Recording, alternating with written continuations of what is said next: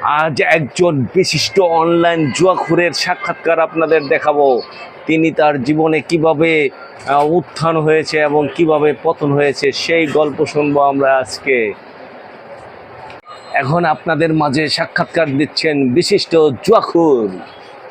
ধন্যবাদ আপনাকে আমাকে ইনভাইট করার জন্য। ভাই, অনলাইনে যদি আমি জুয়া নাই খেলতাম তাহলে কিন্তু আপনি আমার ইনভাইট করতেন না। আর অনলাইনে জুয়া খেলে আমি বিশিষ্ট একজন জুয়ারও হয়েছি বিদায়ী কিন্তু আপনি আমাকে ইনভাইট করেছেন। আর এই বিশিষ্ট জুয়াঘর হওয়ার পিছনে আমার যে গল্প সেগুলো আজকে আমি দর্শকের মাঝে শেয়ার করতে চাই।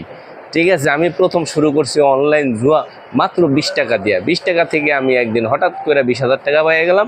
তারপর আবার শুরু করে দিলাম, এই যে আমার উত্থান। সেখান থেকে 50,000 1 লাখ পর্যন্ত পাইলাম।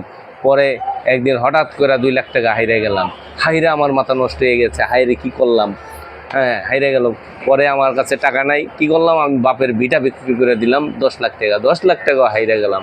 হাঁটতে হাঁটতে আমার সবই হাইরে গেলাম। এই যে আমার পতন শুরু হয়ে গেল। আমি পতন হইতে হইতে এই পর্যন্ত আইছি। এই যে আমার যে হাতে একটা মোবাইল ফোন ছিল, সেই মোবাইল ফোনটা আমি বিক্রি করে অনলাইনে জুয়া খেলার জন্য রেডি হয়ে গেছি। কিন্তু এখন তো আমার কাছে মোবাইল নেই।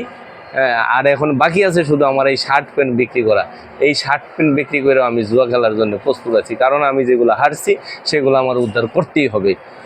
এইভাবে আমার পতন আর উত্থান, এটা আমি দর্শকদের মাঝে শেয়ার করলাম।